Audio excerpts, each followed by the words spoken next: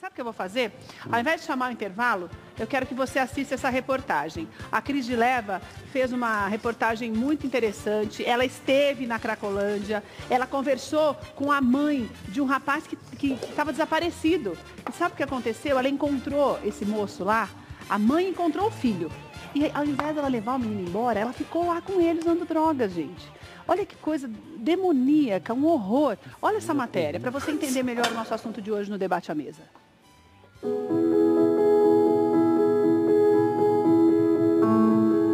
Porque ele tinha uns 11 para 12 anos.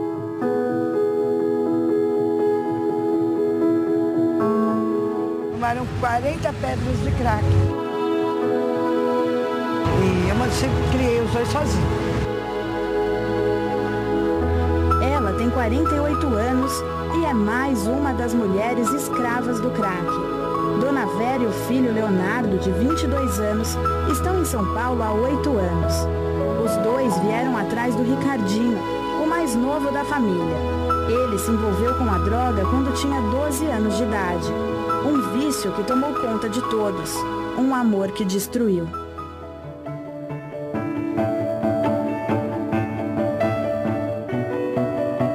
A gente tinha uma vida mais ou menos estável, né? Eu trabalhava em casa de família. E um certo dia eles foram passar a noite, não parece que pagou. Passou um tempo, ele saiu de lá de dentro. Meu filho saiu de lá de dentro. Tomaram 40 pedras de crack. Aí eu peguei ele e vim embora.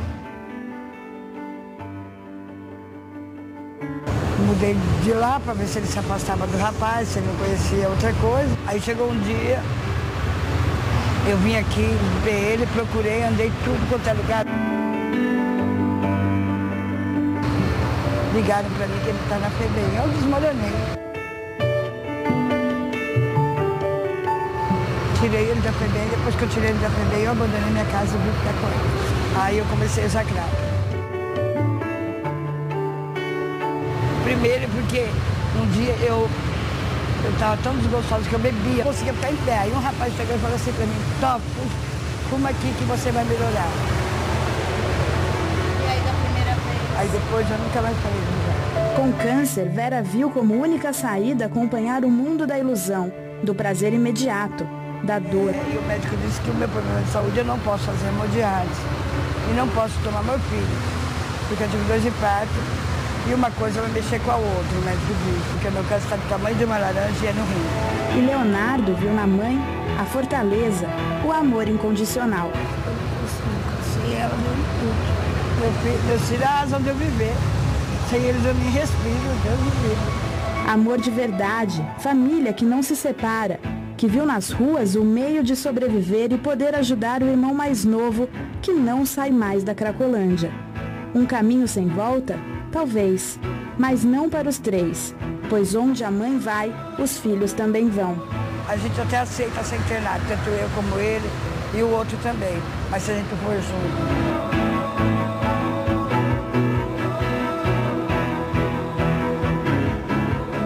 A importância de um centro de reabilitação. A clínica tem que ter verde, água, energia. Uma academia. A academia de ginástica. A evangelização é muito importante.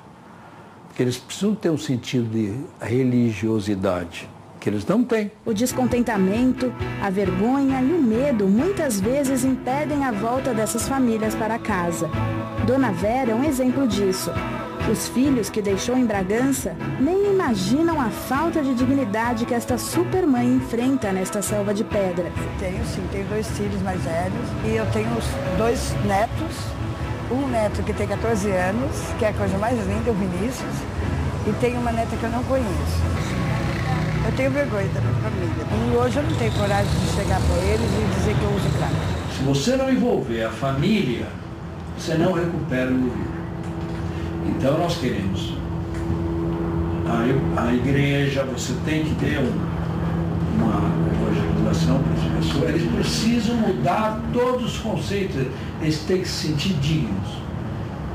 Então é uma clínica diferenciada. Ela tem um custo maior? Tem. Você falou a palavra exata. A nossa clínica quer resgatar vidas. Nós precisamos resgatar a casa pessoal. Não é porque eles estão na rua, porque eles estão drogados, que eles não poderão ser um trabalhador, eles não poderão ser valorizados. Infelizmente, a realidade da Vera e sua família é o que muitos vivem. A falta, a cobrança, a infelicidade, a rejeição. Eu fiz um curso de jazz e a Jânia, minha professora, era prima da Angélica da televisão. E eu e a Angélica se apresentava no Teatro Municipal de Santo André. Uma mão estendida é tudo que essas pessoas precisam. Nós temos o poder de resgatar essas vidas, de caminhar ao lado e minimizar os estragos que a vida já causou. Hoje as igrejas são mais uma ferramenta que a pessoa tem para se manter e voltar à sociedade e se comprometer, né, em estar num local de tratamento. E ela chegando na igreja, ela consegue parar, voltar a ter uma vida na sociedade, voltar a ter uma vida familiar, reestruturar, resgatar todas as perdas que ela teve durante o seu uso, né, frequente de drogas. Os seres humanos são dignos de amor e confiança? O que esperar das pessoas? O que a família da Dona Vera acredita? Amor entre irmãos, amor entre mãe e filho, isso existe. O amor mais puro e sublime também. Deus. Alguns deixam Deus agir, alguns não. Alguns deixam o dinheiro, a riqueza, a sociedade, falar mais alto do que o próprio Deus, do que aquilo que Deus nos ensinou, amar os próximos como a ti mesmo.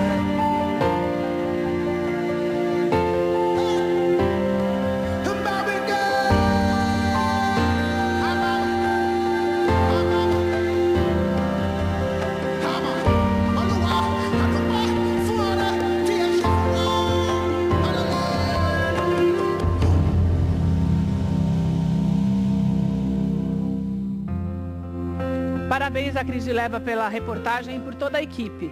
Porque eu vou te falar uma coisa, é muito difícil você encarar essa realidade. Porque você assistir na TV é uma coisa. Você passar por ali de vez em quando e falar, olha esse povo aí de novo. Como se fosse um monte de gente que atrapalha o trânsito, que atrapalha o seu ir e vir, que atrapalha o seu comércio. Não são não. São pessoas que estão completamente abandonadas e perdidas e cada vez um número maior de gente vai se perdendo por conta das drogas. O que é que nós podemos fazer, nós, como sociedade? Nós precisamos entender, claro, o governo tem obrigação? Tem obrigação. Nós sabemos disso, pagamos impostos e esperamos isso dos governantes. Mas até quando nós vamos esperar sem fazermos nada?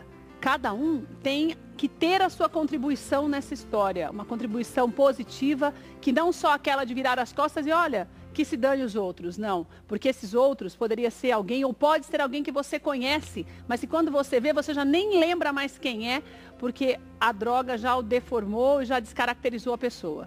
Eu estou recebendo aqui hoje mais uma vez o Dr. Beraldo, que é advogado criminalista, está aqui com a gente para continuarmos a falar sobre esse assunto, e também o Wilson Montiel. Estávamos esperando também o Dr. Carlos Magno, infelizmente ele não conseguiu chegar a tempo, mas nós vamos conversar com muito carinho com os dois que têm uma experiência vasta neste assunto. O Wilson, inclusive, está dando plantões para pessoas que precisam de ajuda mesmo. Eu acho que é um caminho, pelo menos você está fazendo a sua parte. Eu acho muito importante isso, que os profissionais também comecem a entender da importância de, mesmo, não vou atender 1 milhão de pessoas, não, mas quem você atende tem uma oportunidade de realmente tentar recomeçar de alguma forma, né? Exatamente, né? Acho que até para a gente poder retomar a partir desse nosso último encontro da quarta passada, que foi colocado, que eu acho que foi bastante relevante, pena que o doutor não pôde estar presente aqui, que realmente é uma autoridade no assunto, e se trata da parte policial também, muito, né?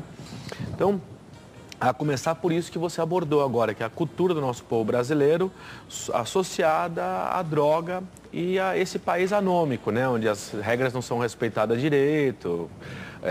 Juridicamente falando aqui, temos o doutor Beraldo para poder falar mais sobre isso, mas todos nós aqui estamos influenciados por essa ideia de que são zumbis, né? São pessoas que a gente tem que esconder. Você acha que todo mundo se acomodou um pouco com essa situação? Todos não nós. Tem jeito mesmo, então deixa o povo morrer?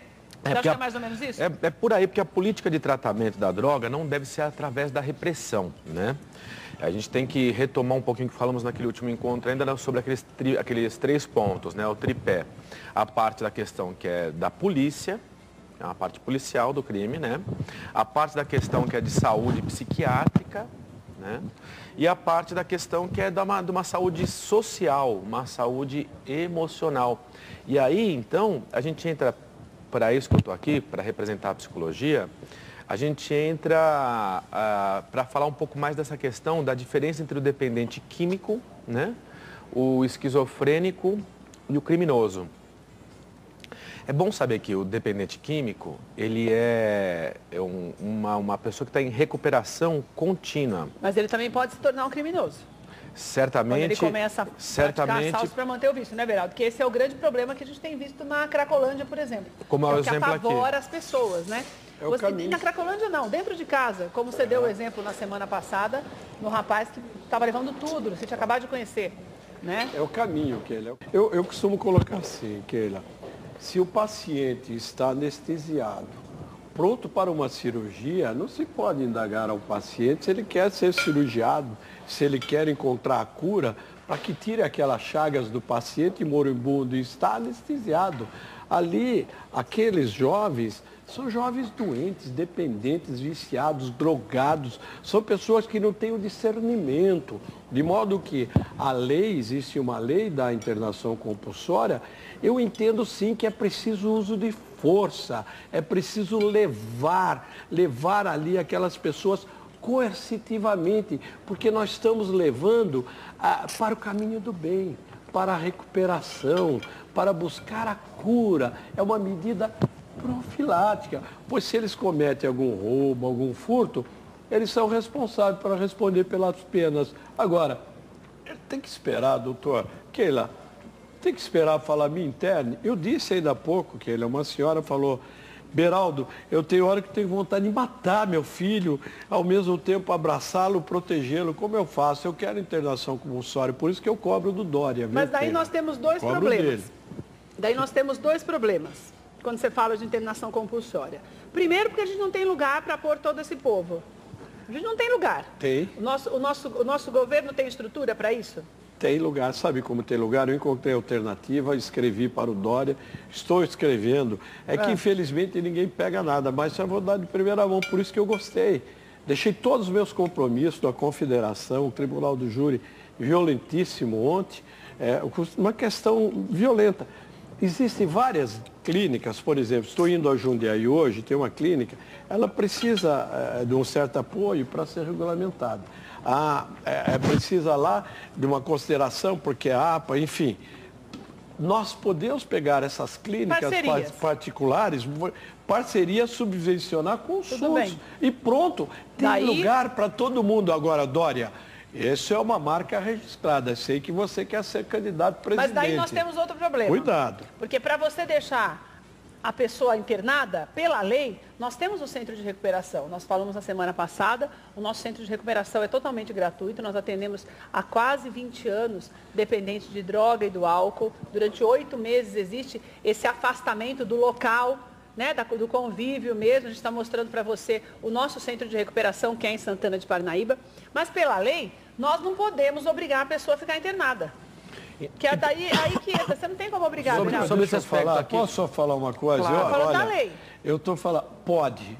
Ela pode ser internada e ela deve ser internada. Não, as autoridades. Você não consegue manter a pessoa lá. Eu sei, mas a pessoa, quando ela vai para a internação, ela vai para o isolamento, ela vai sofrer um processo de desintoxicação. Ou seja, é uma droga substituindo outra. É a droga legalizada para substituir aquela droga que não é legalizada. Eu fiquei abismado aqui de um grande jogador internacional brasileiro, futebol, fazer propaganda de cerveja. A bebida alcoólica é um mal institucionalizado, o alcoolismo. Não é verdade, doutor? Eu acho que é importante ser conscrevido aqui. Tem que levar, sim, para tá? Deixa eu dar uma amarrada para poder trazer, que eu também represento aqui não só a psicologia, mas o Faça Psicoterapia. Nós também somos uma instituição, um serviço único de saúde em saúde mental na região da Vila Mariana. E nós atendemos em parceria público-privada junto com não só através do governo, mas organizações não governamentais e empresas privadas, e através desse plantão que a gente oferece aos sábados. Tem no mínimo 3 profissionais de psicologia, onde na primeira hora da manhã a gente faz um seminário. A agenda de seminários está no ar, não é só sobre dependência e codependência. E no final do dia nós temos um grupo, das 4 às 5, um grupo de alcoolismo, de dependência, de amor, quem ama demais, mais de um tipo de abordagem que a psicoterapia atende. Mas sobre especificamente esse assunto, eu acho importante reforçar o seguinte: realmente ninguém é internado, mesmo quem busca internação, nessa ótica da psicologia, não da ótica jurídica, mesmo quem busca internação voluntária, depois que entra lá dentro e começa a sofrer abstinência, que a abstinência faz parte do processo de tratamento, a pessoa quer sair para usar. O drogadicto, eu posso só circunscrever uma diferença pontual entre o drogadicto, o criminoso e o esquizofrênico. Por quê? Porque realmente tem que mudar a mentalidade, doutor Beiraldo. Lá dentro da Cracolândia, ou sei lá, qualquer outras pequenas Cracolândias que se estabeleçam em São Paulo, nós não temos só pessoas doentes. Nós temos pessoas doentes que são usadas e pessoas doentes que usam outras pessoas doentes. Nós temos uma indústria do crime que envolve advogado, envolve criminoso, envolve polícia, envolve usuário, envolve dinheiro, inclusive de pessoas que lucram com isso. Lógico. Né?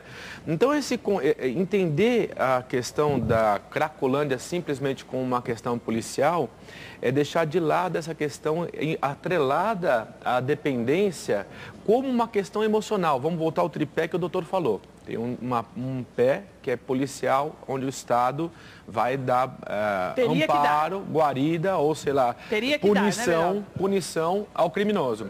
Temos o psiquiátrico, que é o que vai dar medicação e realmente, por isso que no processo de tratamento, inclusive, trazendo alguns casos clínicos aqui que a gente observa, é muito corriqueiro nesse processo, o drogadicto diferenciado do esquizofrênico. O esquizofrênico, ele pode surgir esquizofrenia, ficar alterado, pelo uso da droga. Só que a esquizofrenia é uma questão outra, diferente do drogadicto. Tem gente que até com crack, não estou falando de maconha e álcool não, que é mais brando. Tem gente que até com crack continua vivendo, trabalha. Mas eu queria trabalha, então é gente com...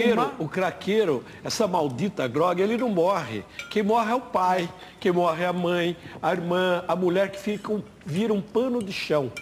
Eles, na hora que eles estão sucumbindo, é como se dar um mergulho em uma piscina e querer submergir. Dá uma parada e volta. Para tomar, efetivamente. Então, veja bem, ele mata todo mundo, aí ele vai, recebe tratamento e volta. Uma prisão sem grades para todos. E volta. Agora, uma coisa tem que tratar assim, é força, é choque, é força. Eu faço uma enquete, do bem e para o bem. Eu faço uma enquete, pode lançar aqui, todos responder e você apresenta no próximo programa. A maioria vai você é favorável da internação compulsória? Precisa tomar cuidado ponto também final. Precisa tomar cuidado também com isso. Não, mas não tem ninguém que quer desacorda, para a gente poder se entender. Mas quem é contra são eles mesmos.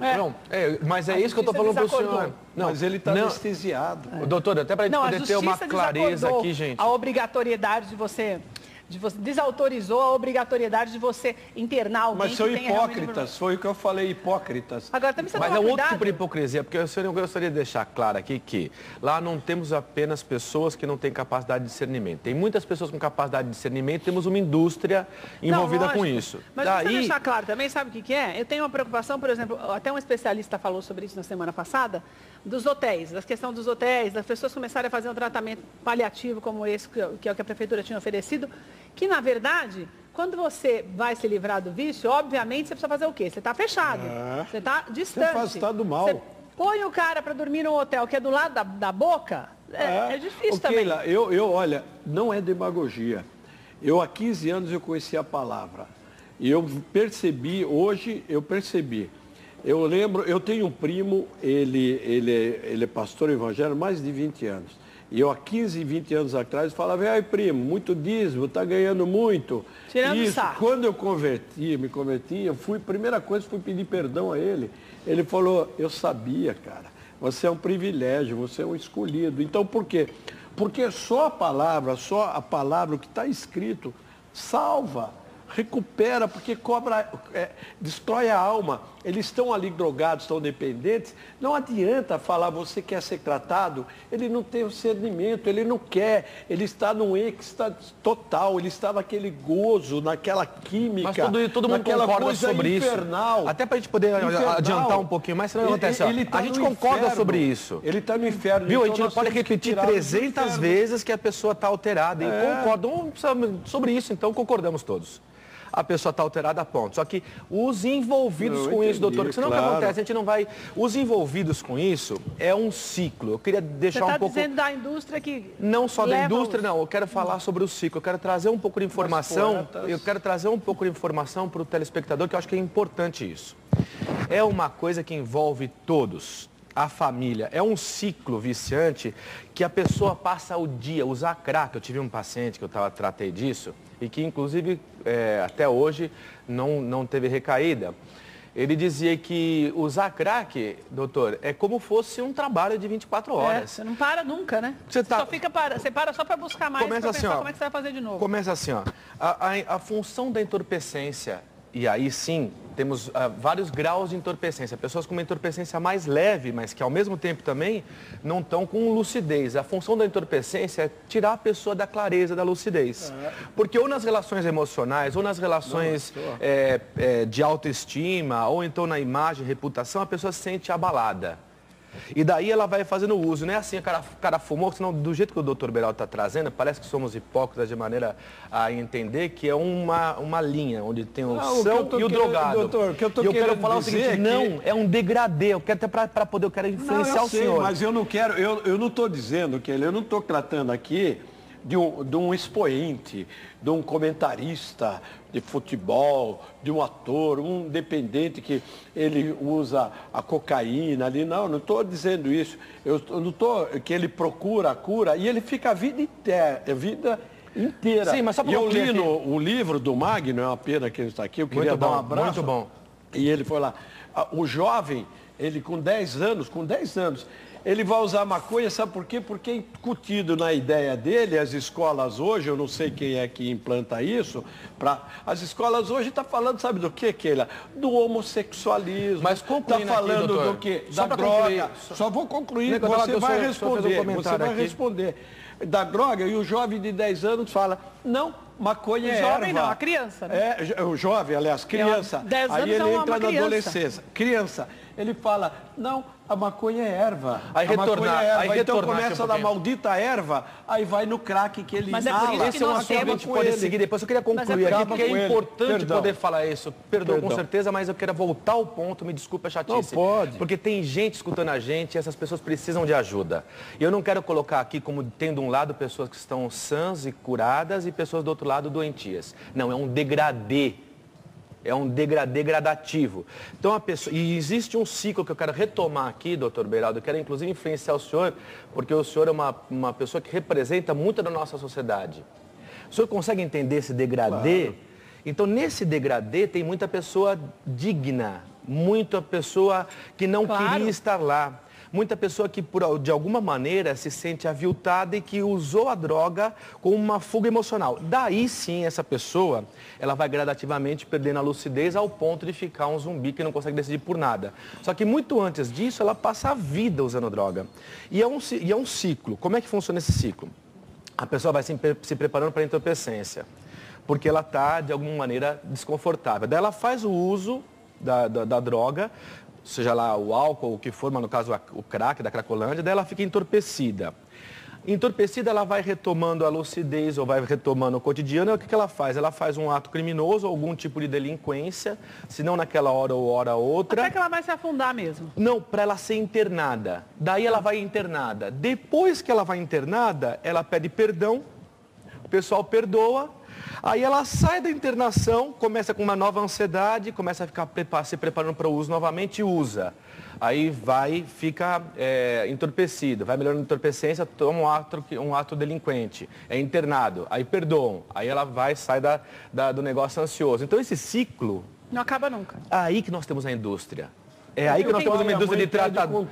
Pai, mãe, psicólogo, psiquiatra, o Estado, o advogado, o criminoso, o cara que vende a droga. Doutor, todo mundo envolvido nisso. Há 10 anos atrás eu fui numa cadeia e nós fazíamos um trabalho quando eu fui presidente da Ordem dos Advogados do Brasil. Um jovem lá perguntou, doutor Beraldo, por favor, traz minha mãe Todos veem a mãe nos domingos, as mães recebem aqui, fazem aqui as cabanas, alimentos, podiam levar potezinha de comida e tal. Traz a minha mãe, por favor.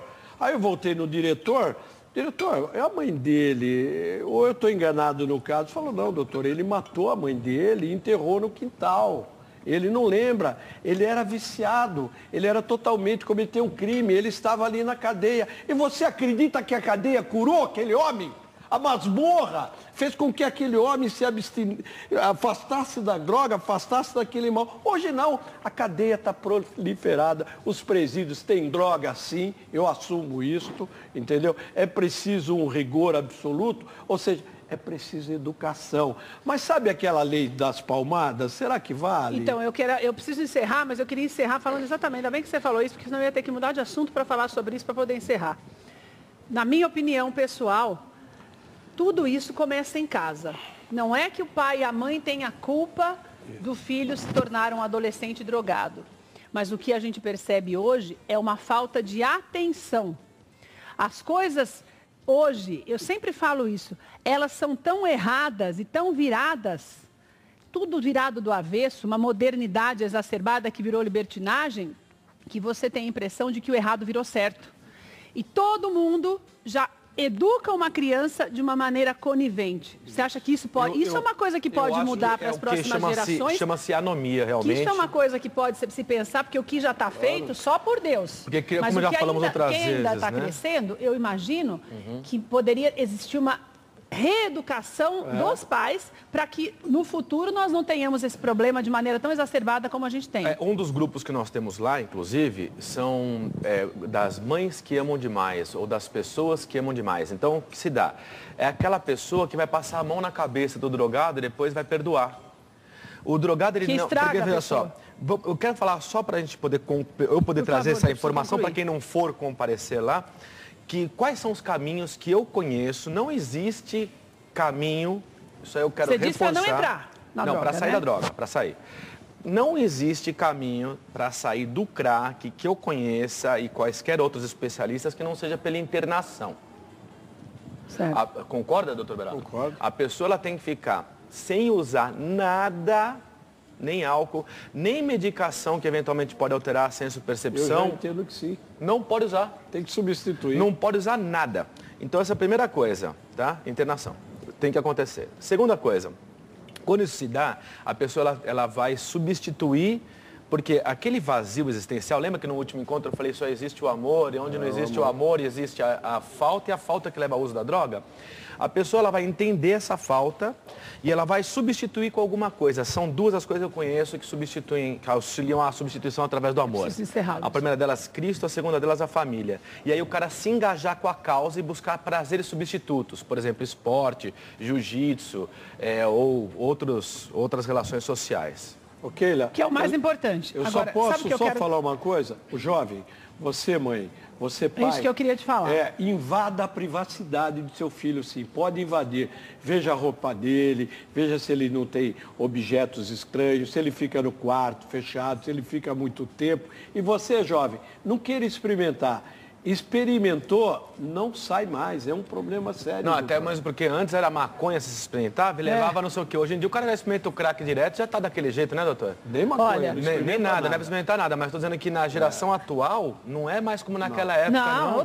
Meu Deus. O crack é altamente viciante, isso é uma epidemia. Faça psicoterapia.com.br, é o site para você saber mais as informações para participar dessas palestras do Wilson. O telefone do Beraldo também já foi passado para você. Quero agradecer a vocês por estarem aqui mais uma vez.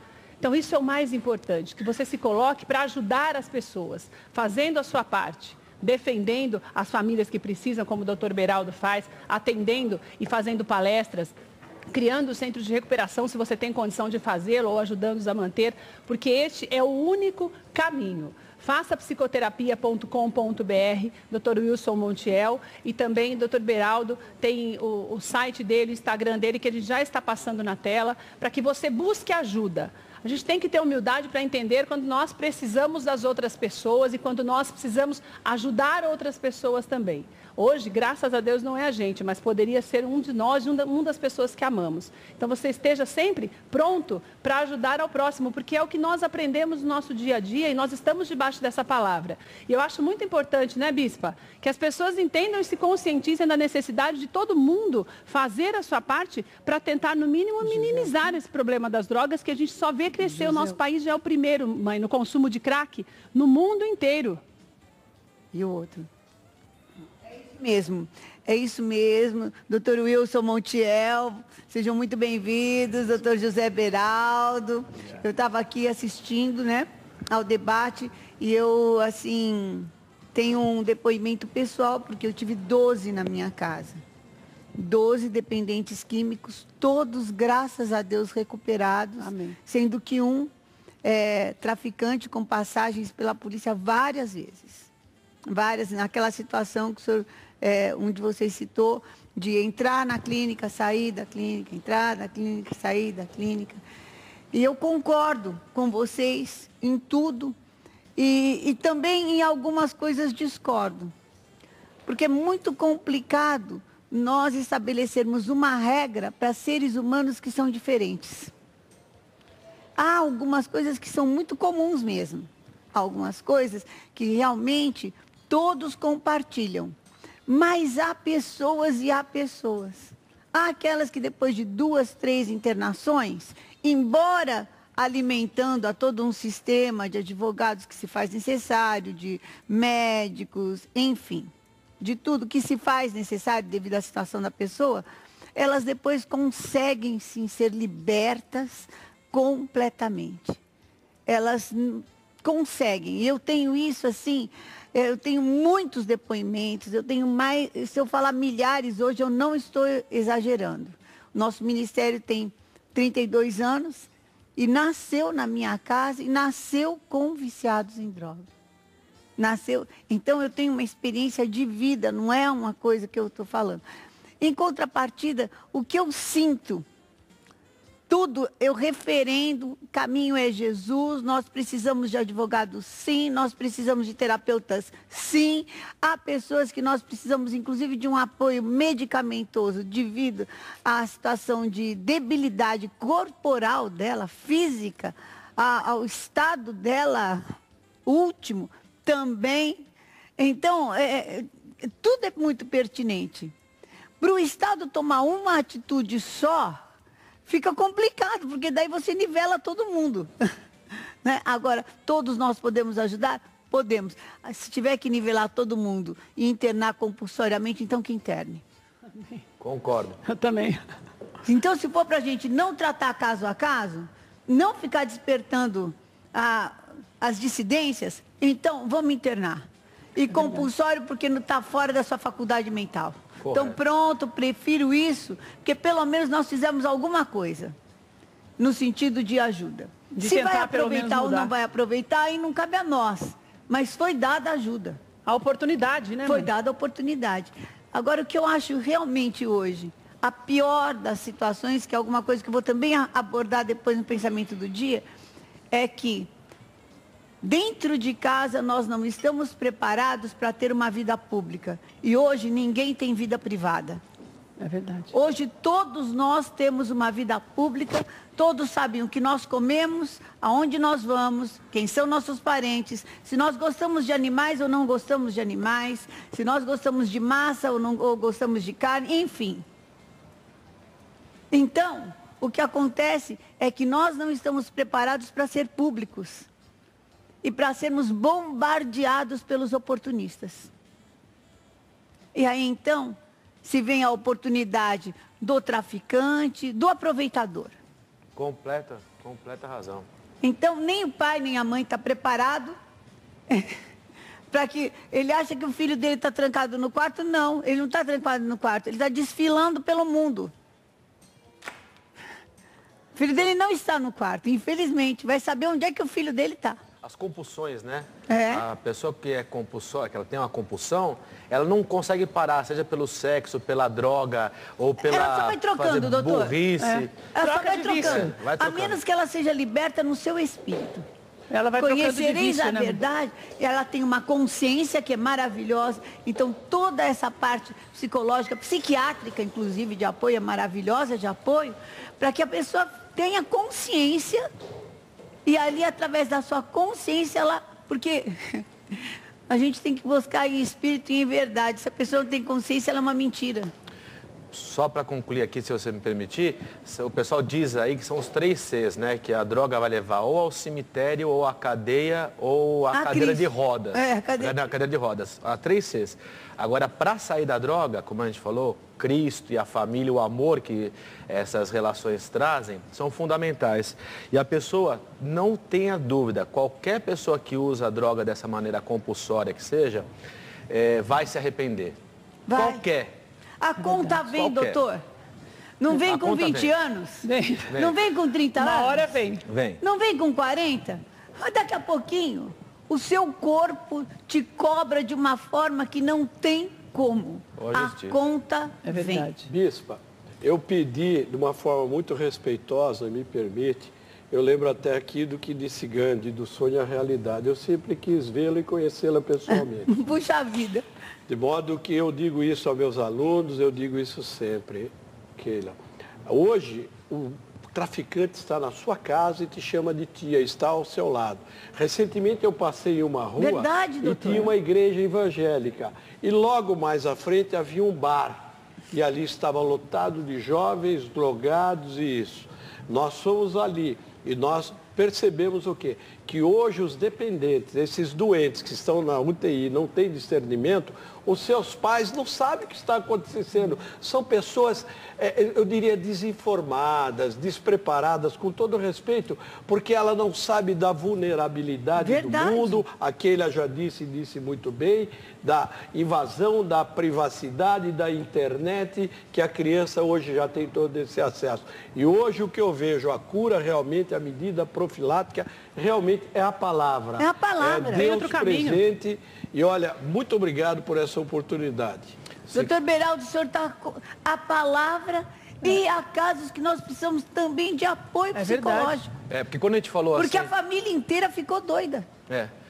A gente Então, por isso nós temos o GALF, onde tem profissionais que cedem o seu trabalho. Exatamente. E ali eles são tratados psicologicamente para conseguir enxergar uma outra consciência. Mas quem dá luz é Jesus. Não tem outro caminho. Luz é Jesus. A gente no encontro anterior que falamos sobre o mesmo assunto, dissemos que se a pessoa, a gente citou aquele jovem que, Richthofen, que tem tio localizado, André tal, Richthofen. mas todo mundo tem tia, porque não é como o cavalo que levanta e já sai andando, mamífero não. Alguém cuidou. Daí, nesse sentido, eu queria enaltecer o trabalho da igreja de vocês, que ela é uma das únicas, a gente já falou isso daí outro dia, que você chega quem trabalha com crime, advogado, delegado, fala que, e inclusive quem já foi preso, dentro das cadeias, as pessoas desamparadas, sem alguém que vai falar, eu acredito em você, eu amo você, Jesus te ama, sai daí, não vai quase ninguém. Sabe quem vai? A igreja de vocês. Somos nós. Vocês nós estão lá vamos dentro. Mesmo. Então, isso daí é um tipo de amor na equivalência do amor que oferece um pai e uma mãe. Que esse cara realmente, eu concordo, doutor, não teve nenhum pai, nenhuma mãe que teve... Às vezes não teve mesmo. O bispo Leandro, o pai dele fumava, se drogava junto com ele, foi o pai que levou ele. O bispo Leandro que faz aqui, nosso bispo, Renascer em Revista, junto com o apóstolo Estevão, acabou de sair daqui do outro estúdio. E o André, então, o André também... O que um pai e uma mãe dessa vai poder dar, meu Deus? E o André, a irmã matou o pai e a mãe, quer dizer, que estrutura a pessoa tem também, né, mãe? Não tem estrutura familiar nenhuma, né? Sabe? Tem situações que não tem... Gente, nós somos criados para falar com Deus todos os dias. Quando Deus criou Adão e Eva, Ele já nos criou para nós termos um contato com Ele todos os dias. Então, o homem sente essa falta, essa necessidade. Você pode suprir, se entulhar de um monte de coisa. Mas é o que Dostoiévski falou, nós todos temos um vazio dentro do nosso coração do tamanho de Deus. Amém. Só Ele preenche. Quero agradecer demais. participação de vocês vem hoje a falar com todas as famílias. Amém. Gostaria de saber qual família não tem uma situação dessa. Quero saber qual é essa família. É verdade. Rica, pobre, não interessa. É um mal que tem assolado a sociedade e eu vejo nisso uma ação do diabo para esterilizar a nossa sociedade, para arrebentar conosco e situações como essa dessa família. A mãe agora drogada todo mundo, pelo amor de Deus. Absurdo, meu Deus. E quem tem um filho numa situação dessa, não tem vontade de viver mesmo. Está sequestrado, eu costumo Tem dizer. vontade de morrer junto com o filho. Está sequestrado. Porque já perdeu o filho. Não, né? a mãe, Já ela tem perdeu o vontade filho, de né? morrer junto com o filho. Porque perder já sabe que perdeu, só Porque falta morrer, perdeu, né, mãe? ela não sabe, não tem como lutar. É pior ela que tem vontade morrer. de falar, então nós vamos morrer junto, meu filho. porque Vamos perder embora. É já pior foi. que morrer, porque morto você vai chorar o luto, vai sentir falta. Agora, quando a pessoa está ali, você Tá ama. morto, vivo, você né? você ama aquela pessoa, você não sabe onde ela está, que tipo de situação ela está se enfiando, quem está do lado dela. Você fica imaginando qual o sofrimento daquela pessoa. Isso é terrível. Eu digo assim, bispa, continue nessa pujança. Bispa, eu digo mais ainda. Eu vejo a senhora se reportar e usa a ótica do seu coração para dizer, para levar a palavra do seu íntimo, a palavra que nós percebemos, nós fizemos estudos, um trabalho, eu estou sempre nas cadeias, nos fóruns, em presídios. Ontem eu saí de um julgamento onde um homem matou o sogro, matou os próprios irmãos, matou a todos, tudo envolvimento numa droga. Então nós verificamos o quê? Homicídio, desgraça. E o que cura tudo isso? O que busca tudo isso? Deus. Porque a todo momento pode encontrar a salvação. Claro. Não tem uma pessoa que não tenha jeito. A única que não tem jeito é aquela que não quer. E eu já vi pessoas falando, olha, sair limpos da recuperação. Dizer, olha, acho isso tudo muito bonito, não dependo mais, mas é que eu gosto daquilo. E ali eu tenho as vantagens, o dinheiro, mulheres, e eu sinto falta disso. É um manipulador, né? Quem é drogadicto, a gente usa esse termo aí para o viciado, drogadicto, ele vai ter uma dependência, é um extremo manipulador. Não é nem da droga, é do que ele acha que né? só a droga pode dar. Daí a gente coloca o codependente junto, que é a mãe, a esposa, ou sei lá quem que fica angustiado. Se alguém romper essa cadeia, vai mais fácil. Pelo menos esse que rompeu se salva. Muito obrigada. Obrigado. Deus abençoe. Obrigado, Deus os cubra com o sangue de Jesus. Amém. Deus nos proteja nesse mundo que nós estamos. Porque, infelizmente, não são pessoas que têm consciência. E podem muito bem ser dirigidas por forças malignas. Que Deus cubra a vocês e a todos que estão assistindo também, né? Muito obrigado. Muito prazer.